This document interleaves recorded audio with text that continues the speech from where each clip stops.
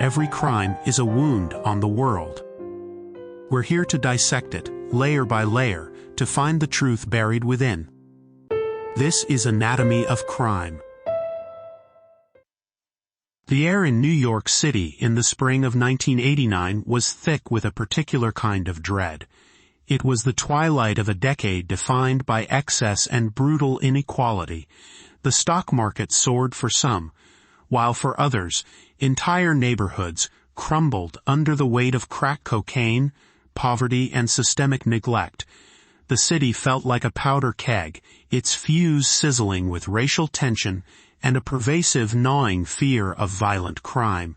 The nightly news was a relentless catalog of assaults, murders, and robberies, painting a portrait of a metropolis at war with itself. And at the geographic and symbolic heart of it all was Central Park, an 843-acre oasis of green by day, a place of whispered warnings and perceived menace by night. It was into this volatile atmosphere that the events of April 19th unfolded. It was a Wednesday, unseasonably warm. As dusk settled over the city, a 28-year-old investment banker named Tricia Mailey went for a run, a routine part of her disciplined life. She was what the media would later call a golden girl.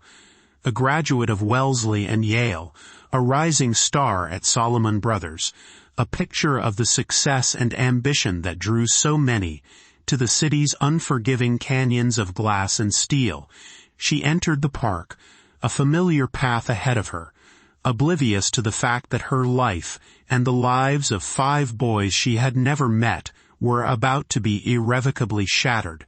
She was not just a person. She was about to become a symbol, a vessel for all the city's anxieties about race, class, and violence. Hours later, in the pre-dawn chill, 2 men would find her. She was discovered in a shallow ravine off a path near the 102nd Street transverse.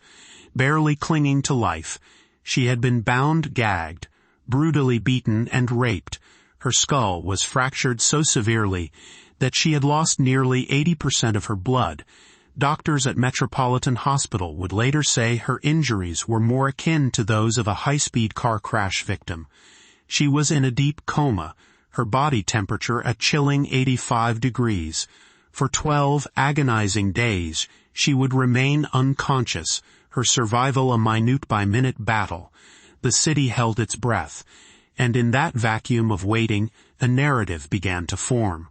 One of savage, senseless violence perpetrated by a faceless, inhuman enemy. That same night, a separate and seemingly unrelated series of events was also taking place in the northern section of the park. A group of as many as 30 teenagers, mostly black and Latino boys from Harlem, had descended on the park in a loose, chaotic confederation. They were there to hang out, to be seen, to engage in what some of them called wilding, a slang term that would soon be weaponized by the media, defined as a nihilistic rampage of random violence. There were reports of cyclists being harassed, of a jogger being assaulted, of rocks being thrown. The police were called, and in the ensuing chase through the park's dark labyrinth of paths and woods, they rounded up several youths. Among them were 5 teenagers, 16-year-old Corey Wise, 15-year-olds Yusuf Salam and Antron McCrae, and 14-year-olds Kevin Richardson and Raymond Santana. They were scared kids from working-class families, now caught in the dragnet of a city demanding answers for an unspeakable crime. They were brought to the 24th Precinct station house, a place that would, over the next 48 hours, become a crucible.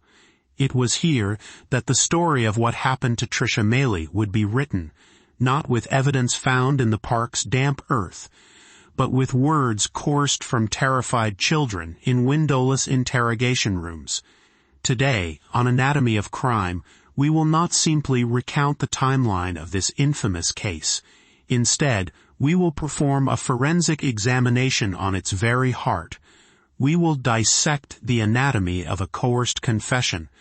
We will explore how the mechanics of psychological manipulation, the power dynamics of an interrogation room, and the immense pressure of a city baying for blood converged to create a lie so powerful it sent 5 innocent boys to prison, and would stand as fact for over a decade. This is the story of how memory can be contaminated, how truth can be manufactured, and how justice can be lost in the noise of fear. The story of the Central Park Five begins not with the crime, but with the context of the city itself. To understand how this injustice was possible, one must first understand the New York of 1989. Mayor Ed Koch presided over a city that felt perpetually on the brink. The murder rate was climbing towards its all-time peak. Racial strife was an open wound, scraped raw by incidents like the Howard Beach killing in 1986, where a black man was chased to his death by a white mob, and the Tawana Brawley case, a polarizing hoax that had dominated headlines just a year prior. There was a palpable sense that the social contract was fraying, that the city's diverse populations were retreating into camps of mutual suspicion and hostility. The police, under Commissioner Benjamin Ward, were seen by many minority communities not as protectors, but as an occupying force. For the predominantly white, affluent residents of Manhattan, the fear was of a rising tide of urban chaos, a sense that the bad element was encroaching on their safe spaces, like Central Park. When the news of the attack on the jogger broke, it landed like a match on gasoline. The sheer brutality of the crime, combined with the victim's profile, a young, white, successful woman, ignited a media firestorm of unprecedented intensity. She was immediately cast as the perfect victim, the embodiment of innocence violated. And the perpetrators, before they were even identified, were cast as the perfect villains. The New York Post screamed, "Wolf packs prey." The Daily News ran with savagery in the park. The language was primal, dehumanizing. It wasn't about a crime committed by individuals. It was about an attack by a subhuman species. The word wilding was plucked from teenage slang and transformed into a terrifying new phenomenon, a symbol of a generation of minority youth supposedly devoid of morality. This was the atmosphere of public pressure and moral panic that descended upon the 24th Precinct as detectives began their investigation. The lead prosecutors assigned to the case were Linda Fairstein, the head of the Manhattan District Attorney's Sex Crimes Unit, and Assistant District Attorney Elizabeth Lederer. They were formidable, experienced prosecutors, tasked with bringing justice for a crime that had horrified the entire nation. They had a victim who couldn't speak, a crime scene with limited physical evidence connecting anyone to the attack, and a city demanding swift, decisive action. And they had a group of teenagers in custody, rounded up from the park on the same night. Let's meet the boys who would become the Central Park Five. They weren't a gang. They barely knew each other. They were just kids from the Schomburg Plaza and other nearby housing developments who, for their own reasons, had ended up in the park that night. Raymond Santana, 14, was talkative and a bit of a follower.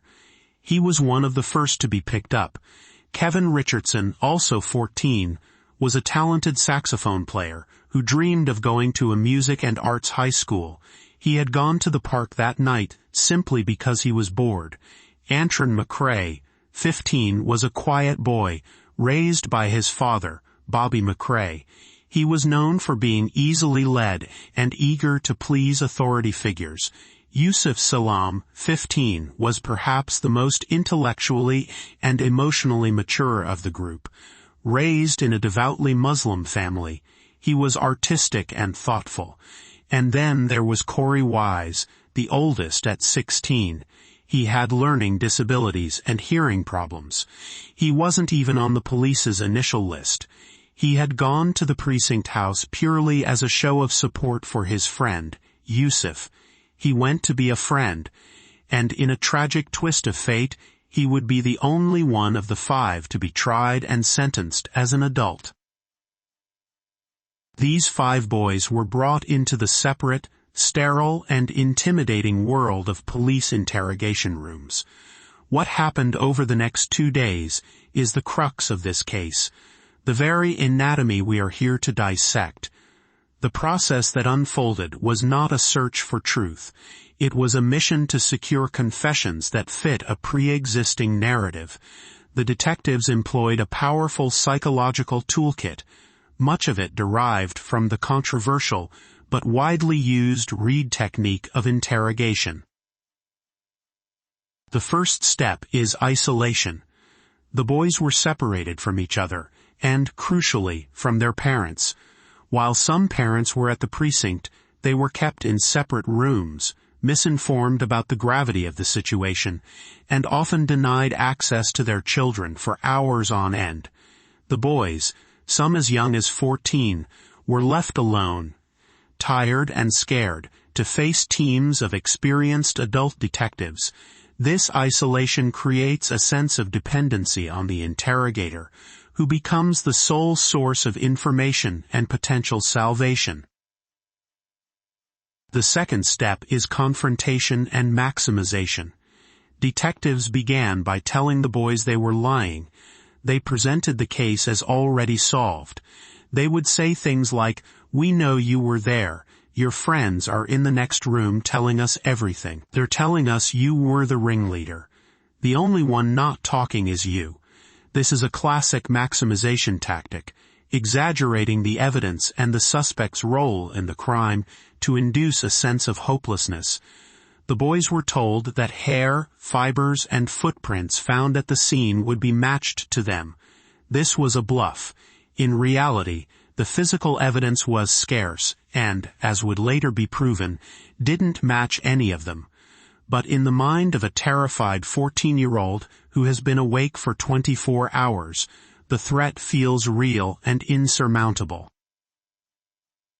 The third and perhaps most insidious step is minimization.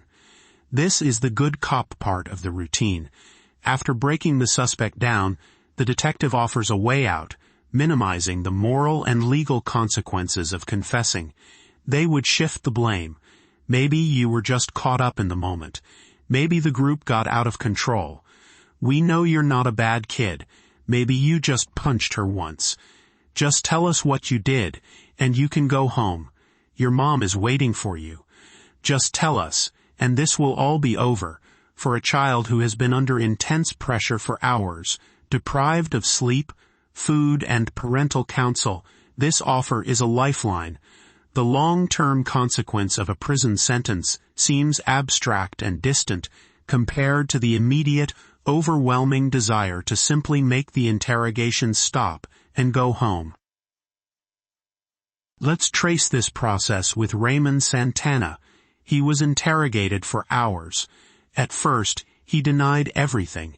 He knew nothing about the attack on the jogger. But the detectives were relentless. They told him his friends had implicated him. Eventually, exhausted and broken, he began to tell them what he thought they wanted to hear. But he didn't have the details because he wasn't there. So the detectives fed them to him, often in the form of hypothetical questions. Did you hold her arms down while someone else hit her? Was she hit with a pipe or a rock? Was she on the ground when this happened? Raymond, desperate to appease them, would agree. His answers were then framed as his own memories. This process of contamination, where the details of the crime are provided by the police, is a hallmark of false confessions. Raymond eventually signed a written statement and gave a videotaped confession. The statement was filled with inconsistencies and details that didn't match the crime scene, but it was a confession. It was what the police needed. Kevin Richardson's experience was similar. He was interrogated at the hospital where he was being treated for an unrelated medical issue. Detectives questioned him while he was still groggy. Later, at the precinct, the pressure intensified. They screamed at him, lied to him, told him he'd be able to go home if he just cooperated. Like Raymond, he eventually broke. His videotaped confession is painful to watch. He's a small, scared child, his eyes darting around the room, his story shifting as he tries to match the narrative being pushed on him by the unseen detectives. He describes the victim wearing shorts. Trisha Maley was wearing pants. He gets the location of the attack wrong. The details are a mess, a patchwork of rumor, speculation, and information supplied by the police. Antron McCrae was interrogated with his father, Bobby, present for part of the time, but this did not provide the protection one would expect. The police manipulated Bobby as well, convincing him that the best thing for his son was to confess. They told him, "If he tells us the truth, we can get him help. He can come home with you tonight." Believing the police, Bobby McCrae turned to his own son and told him to tell the detectives what they wanted to hear.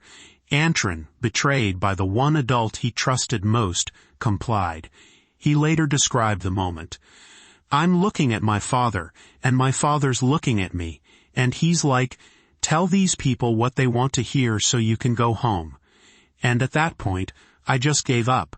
He fabricated a story, implicating himself and the others. It was another confession for the prosecution's arsenal. Yusuf Salam was perhaps the most resistant. When detectives came to his home, his mother, Sharon Salam, insisted on accompanying him to the precinct. She was wary and protective. Yusuf, following his mother's advice, refused to sign a written statement and maintained his innocence through hours of grueling interrogation.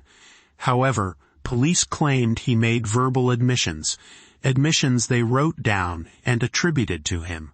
Without a signed statement or a videotape, this was a weaker piece of evidence, but it was still framed as a confession. Later, a detail from Corey Wise's interrogation would be used to incriminate Yusuf. And then there was Corey Wise, 16 years old, but with the cognitive function of a much younger child. He went to the precinct to support Yusuf, and the police decided to question him as well. Corey, with his documented learning disabilities, was uniquely vulnerable to coercive interrogation techniques. He didn't have a parent with him. He was questioned for over 24 hours straight. He was sleep-deprived, confused, and desperate to please the authority figures questioning him. His confession is perhaps the most incoherent and patently false of them all. He changes his story multiple times. He provides details that are physically impossible. He claims the victim was stabbed. She wasn't. He claims he raped her. But his description of the act is confused and contradictory. Detectives, led by Detective Mike Sheehan, are heard on the tape patiently guiding him, correcting him, and feeding him the correct details of the crime. He was the last to confess, and his statement was twisted to be the final piece of the puzzle, the one that supposedly tied all the others together. Because he was 16, he would be charged as an adult and face the harshest sentence.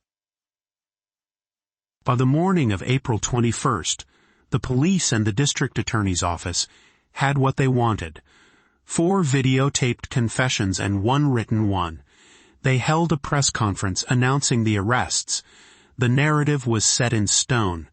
A vicious wolf pack had been captured. Mayor Koch called the boys' actions the ultimate nightmare. The press ran with it, splashing the teenagers' faces across their front pages, names and addresses included, branding them monsters. Real estate mogul Donald Trump, in a move that would foreshadow his future political style, took out full-page ads in 4 major New York newspapers, calling for the state to bring back the death penalty. "Bring back our police." He didn't mention the boys by name, but the implication was clear. He was calling for the execution of 5 children whose guilt was far from proven. The public fury was immense. The boys and their families faced death threats. They were convicted in the court of public opinion before they ever set foot in a real courtroom. But behind the wall of noise, a few crucial facts were being overlooked. The DNA from the semen found on the victim and on a nearby sock did not match any of the 5 boys. It matched a single unknown male. The prosecution, led by Fairstein and Lederer, would have to explain this away. Their theory was that the boys were part of a larger group of 30 attackers, and the unknown DNA belonged to another attacker who had simply gotten away. This theory allowed them to dismiss the most powerful piece of exculpatory evidence in the case. Furthermore, all the other physical evidence from the scene, hairs, fibers, soil samples, fingerprints, also failed to link any of the 5 to the crime.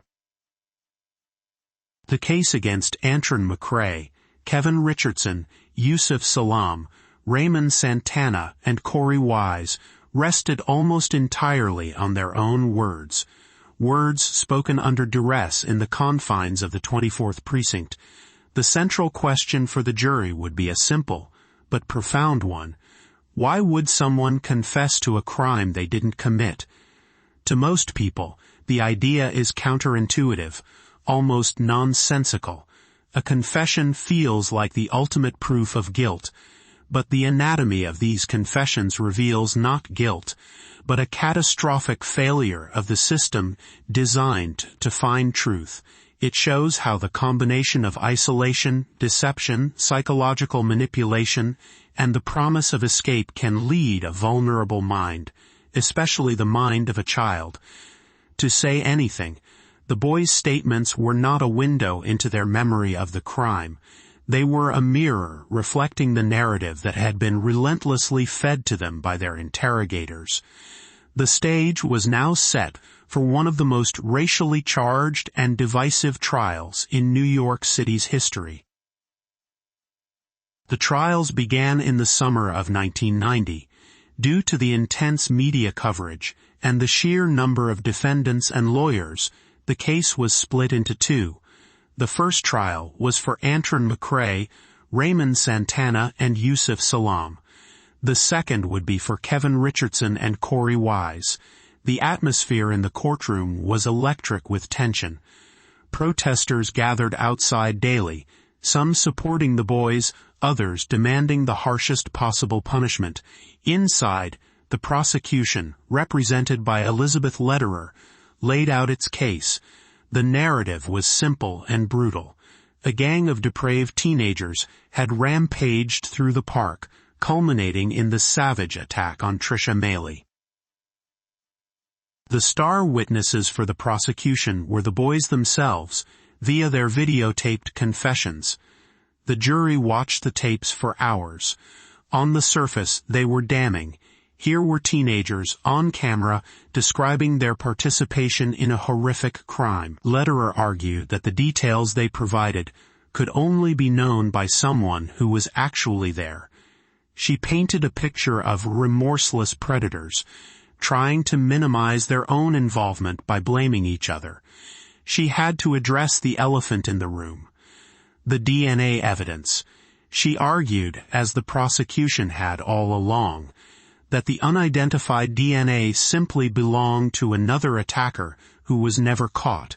She suggested that the victim had been assaulted by a series of attackers over a period of time, and that the 5 defendants were just one part of this larger group.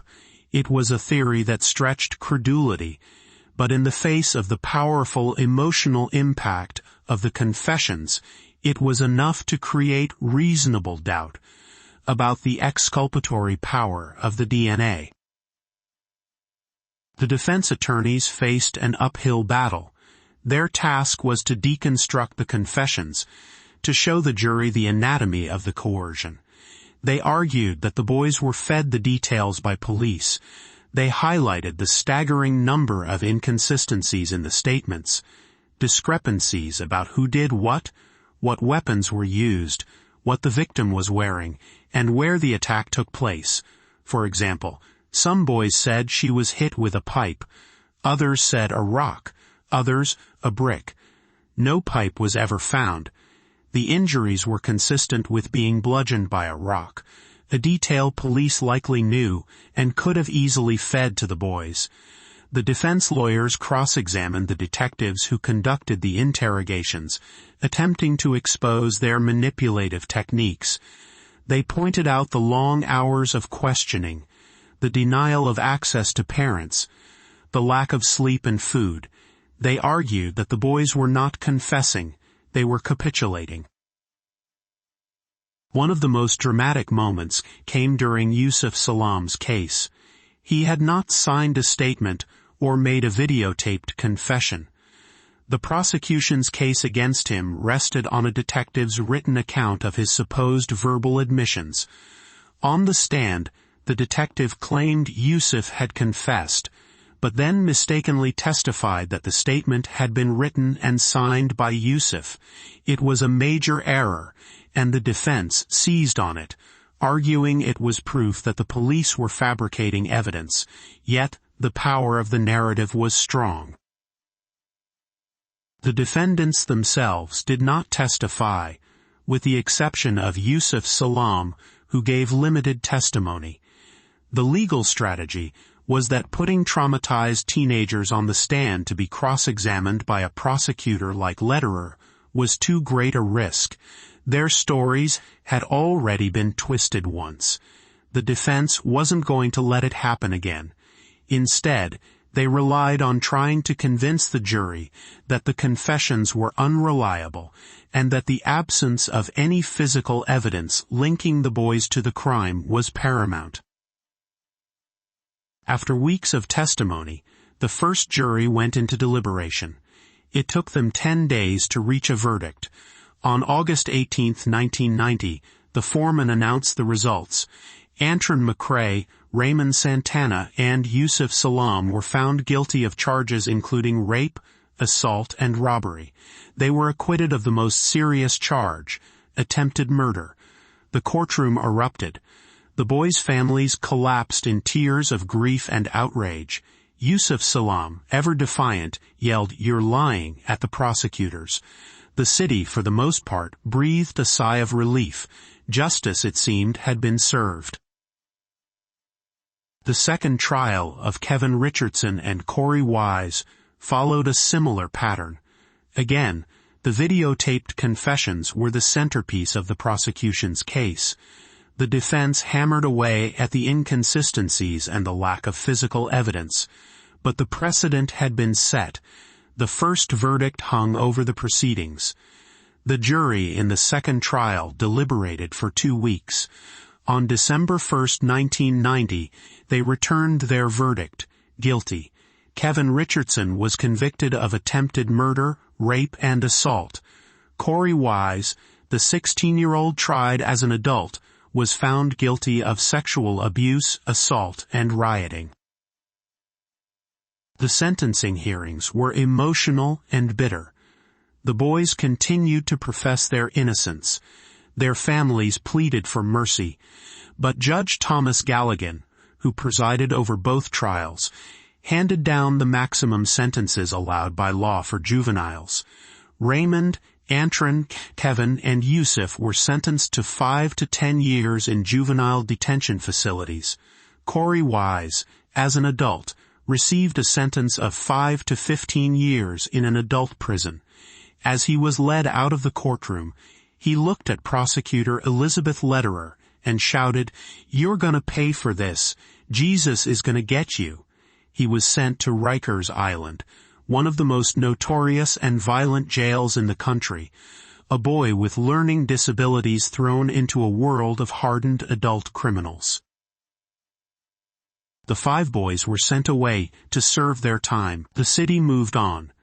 Tricia Maley, who had miraculously survived her injuries, awoke from her coma with no memory of the attack. She had to learn to walk, talk and read again.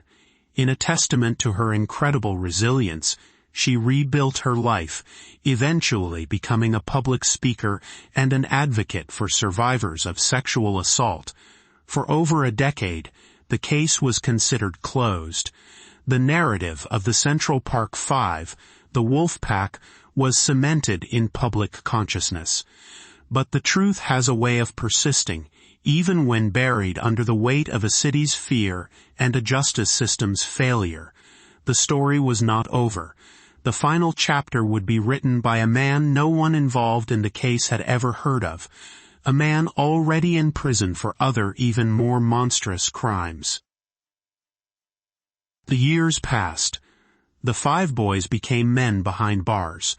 They served their sentences, grappling with the trauma of incarceration and the public scorn that came with their names. Raymond Santana was released in 1995, only to be rearrested on a drug charge and sent back to prison, a common fate for those struggling to readjust to life after wrongful conviction. Kevin Richardson, Antron McCrae, and Yusuf Salam also completed their sentences and were released, forever branded as rapists. They tried to build lives on the outside, but the shadow of the Central Park jogger case followed them everywhere, making it nearly impossible to find jobs, housing, or peace. Corey Wise, however, remained in prison. As the only one sentenced as an adult, he had the longest term. He was bounced from one maximum security prison to another across New York State. He endured violence, solitary confinement, and the daily struggle to survive in a brutal environment. He maintained his innocence throughout, but to the system, he was just another inmate, another number. He was serving time in the Auburn Correctional Facility in upstate New York in 2001, when a chance encounter would change everything. His path crossed with that of another inmate, a convicted murderer and serial rapist named Matias Reyes. Reyes was a notorious figure in the prison system, known for his violent crimes. One day, approaching Wise in the prison yard, Reyes confessed something astonishing. He told Wise that he was the one who had attacked and raped the jogger in Central Park back in 1989. He said he knew Wise and the others were innocent because he, and he alone, had committed the crime. At first, Wise didn't know what to believe, but Reyes was insistent. He was serving a sentence of 33 1/3 years to life for a series of other brutal rapes and a murder, so a confession would not significantly alter his fate. He claimed his conscience, stirred by his recent conversion to Christianity, was bothering him. In 2002, he decided to make it official. He wrote a letter to the authorities and gave a formal, detailed confession to investigators from the Manhattan District Attorney's Office, now led by Robert Morgenthau. Reyes' confession was chillingly specific. He described the attack in lurid detail, providing information that only the true perpetrator could have known. He described the location, the weapon he used, a rock, and the way he bound and gagged Trisha Maley. He described her clothing and the path he took through the park. His account matched the evidence from the crime scene perfectly, far more accurately than any of the coerced confessions from the five boys. He stated unequivocally that he acted alone. He had never met or seen Antron McCrae, Kevin Richardson, Yusuf Salam, Raymond Santana, or Corey Wise. The district attorney's office was now faced with a monumental problem. They had a compelling confession from a man with a known history of similar crimes. They reopened the case. They had one definitive scientific way to check his story: the DNA. The evidence from the 1989 crime scene had been preserved. The semen found on the victim's sock was retested. The results were undeniable. The DNA was a perfect match to Matias Reyes. It had been his DNA all along. The unknown sample that the prosecution had dismissed as belonging to an unidentified accomplice was, in fact, the DNA of the sole attacker. The case that had been built on a foundation of coerced words crumbled in the face of scientific fact. The investigation that followed Reyes' confession was exhaustive. The team under Morgenthau re-interviewed witnesses, re-examined every piece of evidence, and pored over the original police files. Their final report was a stunning indictment of the original investigation.